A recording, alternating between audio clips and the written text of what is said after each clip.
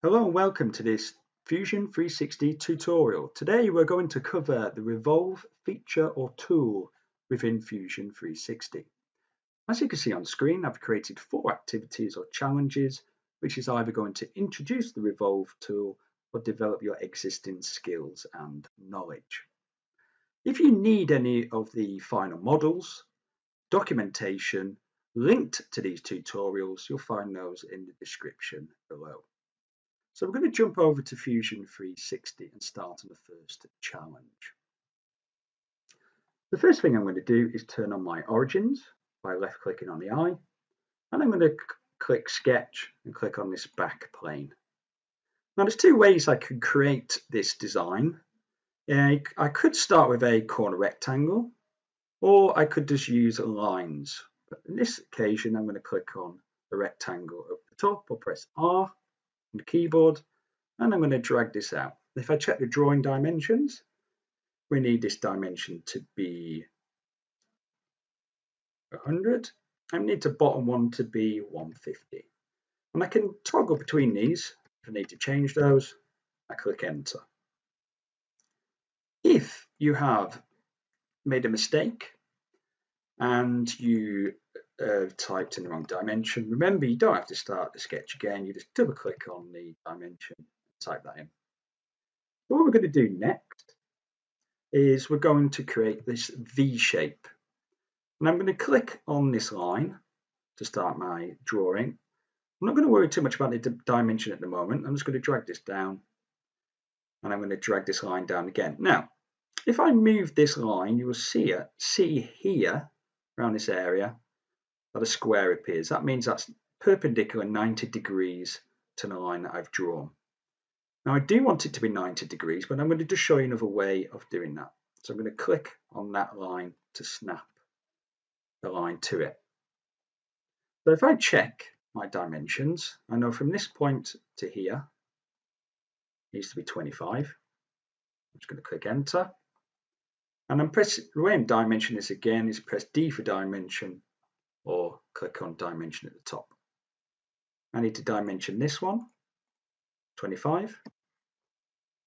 And then what I'm going to do is select these 2 lines using control and start using some of the constraints. So I'm going to use perpendicular. And what that's done is made a 90 degree between these 2 lines. Now that's not quite right what I want, okay? So I'm going to click D for dimension again, and from this center point here to here, the dimension up to be 50. And I've created that sort of V groove within my design. I could have easily just used a straight line tool and drawn this along like here, dimensioning each line and coming down and drawing out this, but I felt that using a rectangle or quarter rectangle is a quicker method, and then adding the groove in afterwards. And that's it for the sketch. And then what we're going to do is click up solid. Okay, we can select revolve up here, or we could go into revolve here. So we're going to click revolve. And any of these tools, as you can see, if you hover over them and don't move your mouse, it will come up with a preview of how to use the tool. So I'm going to click on revolve. And the first thing to do is select the profile. So the profile is what I want to revolve. So this shape here. I don't want to click on this, okay, because this is what will happen. I'll show you this. So I've done this wrong, but I'll show you what will happen. If I click the axis, just click on the home button. The axis we want, I can use this line as the axis. So this vertical line here, I'll left click that. And when that's done, it's created a 360 degree, okay, revolve of my sketch, like so. And you've got different options in here where you can choose the angle. So you could do 180 degrees, 90 degrees, whatever degree you want. Up to is another technique that we may use later on in one of the other activities. And this time I just want full, so I just want a full 360. And I'm going to create a new body. Okay, and I'm going to click OK. Now that hasn't created what I wanted because I've selected, okay, the wrong part of the sketches. So I don't need to start that again. I don't need to delete it or anything. I can just right click down here. Okay, left click on edit. Come back to this view so it makes it a little bit easier and zoom in. And what I need to do is just make sure I don't click on that part of the profile. I need to unselect that. And as you can see, it then updates the 3D model to create this V groove around the design. So it'll automatically update, and I click on OK. And that's the first activity out of the 4 completed. Other things to note is if I've made a mistake on my original sketch, I can go down to the bottom and left click Edit. And I may have made a mistake on one of these dimensions. Okay, I can change those by just double clicking on it and typing in the relevant dimension. And if I update that by clicking Finish, it will then update my 3D model. And again, if for some reason I wanted this to be revolved at a different angle, I could always change this by typing in the angle there and clicking OK. And as you can see, that then has changed my design, how much it is revolved. But for this design, if I right click on that again, I do want it to be 360. And that's the first one done.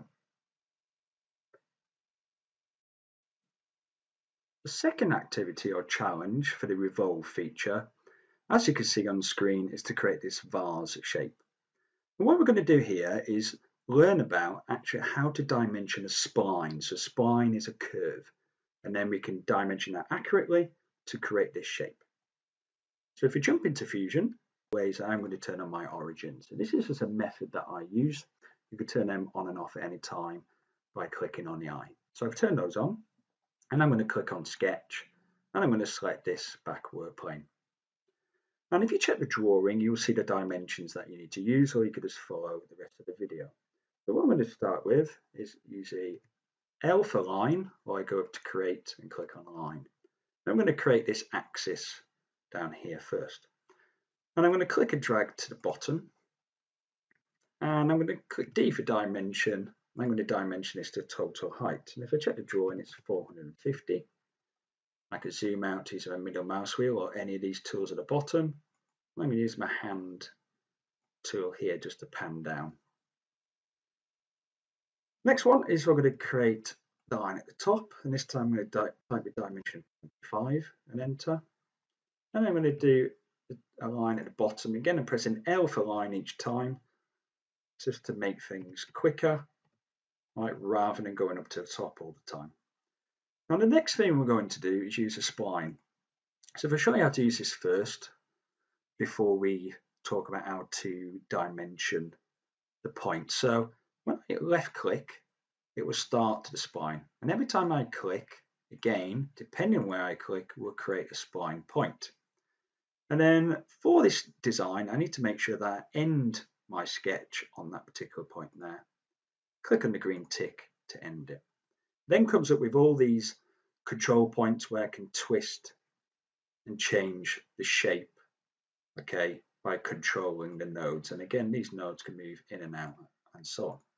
And that's how you could create a very organic shape using a revolve.